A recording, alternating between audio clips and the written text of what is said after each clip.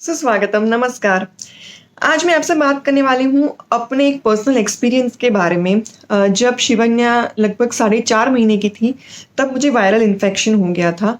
तो उसकी वजह से मैं इतनी वीक हो गई थी कि मैं शिवन्या को उठा भी नहीं पा रही थी। उस टाइम पे शायद उसका वज़न 6 किलो के आसपास होगा, पर मैं उसको उठा ही नहीं पाती थी, इतनी मुझे वीकनेस लगती थी। और ऐज़ की वायरल इन्फेक्शन था, तो वो फैलने के बहुत ज़्यादा चांसेस रहते हैं। नॉर्मली घर में एक जन को वायरल की वजह से सर्दी खांसी हो गई तो दूसरों को हो जाती है, क्योंकि ये हवा से फैलता है। तो उस टाइम पे मुझे बहुत ही डर लगता था कि कहीं मेरी वजह से शिवन्या को इन्फेक्शन ना लग जाए, और वो बहुत ही छोटी थी। तो अगर ब्रेस्ट फीडिंग के टाइम पे आप बीमार पड़ते हैं, खास करके आपको वायरल इन्फेक्शन होता है जो आसानी से फैल सके, तो ऐसे समय में किस तरीके से समय बिता सकते हैं, क्या-क्या प्रिकॉशंस आप ले सकते हैं, ये मैं आपको बताऊँगी। फर्स्ट बॉर्न फैमिली में जुड़ जाइए सब्सक्राइब बटन पर क्लिक करके, और बेल आइकन प्रेस करना मत भूलिएगा अगली वीडियोस के नोटिफिकेशन के लिए। सबसे पहले तो मैं बता दूं कि मैं कभी नहीं चाहूंगी कि मेरी कोई भी फ्रेंड ऐसे बीमार पड़े ब्रेस्ट फीडिंग के टाइम पे, या नॉर्मली भी बीमार पड़े। लेकिन हमको प्रिकॉशन रखने के लिए कुछ चीज़ें ध्यान में होना ज़रूरी है, इसीलिए मैं आपसे ये वीडियो शेयर कर रही हूँ। सबसे पहला कि आप बेबी को जब फीड कराना है तभी अपने पास लीजिए, उसके अलावा आप बेबी के पास बने तो मत जाइए। इसमें आपको अपने फैमिली मेम्बर्स का सपोर्ट लेना पड़ेगा। उनको बोलिए कि आपकी बेबी को सँभालें, जो भी वो कर रहा है दिन में पॉटी, सुसु, वो भी मतलब आप उसके पास उस टाइम पे भी नहीं जाएँ, और आपके फैमिली मेंबर्स अगर वो सब चीज़ें कर रहे हैं, साफ़ कर रहे हैं, तो भी बहुत ही अच्छा रहेगा। सिर्फ़ फीडिंग के टाइम पे आप अपने बेबी को अपने पास लीजिए, उसके अलावा आप दूसरों की हेल्प लीजिए। इससे क्या होगा, कम से कम आप अपने बेबी के पास जाएँगे और बेबी को इन्फेक्शन होने के चांसेस कम हो जाएँगे। दूसरी चीज़ जो आपको करनी है, जब भी आप बेबी को लेते हैं तो आपको मास्क पहन के ही बेबी को उठाना है। ये 2 साल पहले की बात है, जब मुझे वायरल इन्फेक्शन हुआ था, तब तो ये कोरोना या ऐसा कुछ था भी नहीं।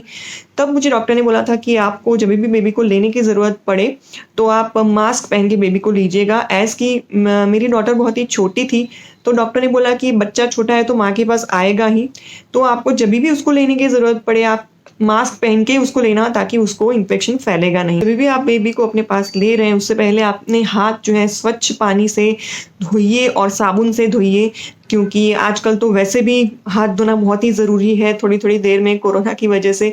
लेकिन आपके हाथ अगर क्लीन होंगे तो बच्चे को ये इन्फेक्शन वगैरह के चांसेस कम रहेंगे। वो हाथ से इस तरीके से फैल सकता है कि आपने, जैसे कि आपको छींक आई, आपने हाथ नाक के पास ले गए और वैसा हाथ अपने बेबी को छू लिया, तो हो सकता है बेबी को भी इन्फेक्शन हो जाए। तो इसीलिए आपको ध्यान रखना है, हाथ अपने एकदम क्लीन रखिए और मास्क पहनिए, तभी आप बच्चे को उठाइए। डॉक्टर ने आपको मेडिसिन प्रिस्क्राइब किए हैं, वो मेडिसिन आप टाइम पे लीजिए, क्योंकि आपका रिकवर होना बहुत ही ज़रूरी है। ऐसे टाइम पे जब आप बच्चे को ब्रेस्ट फीड भी करा रहे हैं और बच्चा छोटा भी है, तो बहुत मुश्किल हो जाता है। तो आपको जल्दी से जल्दी रिकवर होना है, तो डॉक्टर ने जो भी आपको बोला है वो आप करिए। मेडिसिन्स के अलावा भी जो शायद होम रेमेडीज़ भी कर सकें तो वो भी करिए, लेकिन आप जल्दी से जल्दी ठीक हो जाइए। मुझे जब इन्फेक्शन हुआ था, वायरल इन्फेक्शन, तो मेरे ख़्याल से पहले 2 दिन तो आई वाज़ वेरी वीक, और मुझे बहुत ही ज़्यादा बुखार आ रहा था, ठंडी लग रही थी, और हाथ-पाँव दर्द कर रहे थे, जिसकी वज़ह से मैं शिवन्या को उठा नहीं पा रही थी।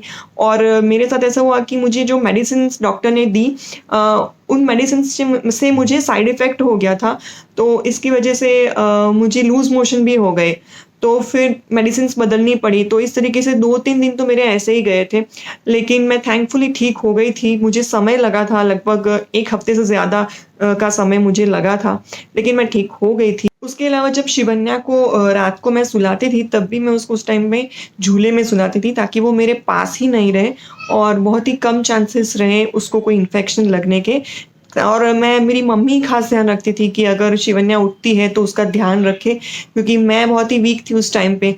तो आप ये कर सकते हैं कि बच्चे को झूले में सुला सकते हैं, या तो फिर किसी ऐसे इंसान के पास बच्चे को सुलाइए जो ट्रस्टवर्दी हो, जैसे कि आपकी मदर है या आपके हस्बैंड है, वो आपके बच्चे का मतलब रात भर ध्यान रख पाएँ। तो मेडिसिन डॉक्टर ने दी है, तो उस टाइम पे आप डॉक्टर को एक बार बता दें कि आप बच्चे को ब्रेस्ट फीड करा रहे हो, क्योंकि इससे डॉक्टर ऐसी दवाई देंगे आपको कि जिससे आपके बेबी को आपके मिल्क के थ्रू कोई दवाई का साइड इफ़ेक्ट नहीं होगा। तो इसलिए उनको बताना बहुत ही ज़रूरी है। कई बार हम कुछ चीज़ें डॉक्टर को बताते नहीं हैं, लेकिन उनको बताना बहुत ही ज़रूरी है। तो वो इस तरीके की दवाई देंगे, या तो फिर ऐसी कोई दवाई देंगे जो अगर बच्चे को थोड़ा बहुत कंटेंट पहुँचता भी है, तो इतना नुकसान नहीं करेगा, क्योंकि कुछ सिचुएशंस ऐसी होती हैं जिसमें हमें तय करना पड़ता है कि कौन सी चीज़ ज़्यादा ज़रूरी है, प्रायोरिटी चेक करनी पड़ती है। तो जब आप बीमार हैं तो आपको ठीक होना तो ज़रूरी ही है, तो इसलिए आपको फिर ज़्यादा सोचना नहीं है, जो आपको दवाई बोली है वो आप ले लीजिए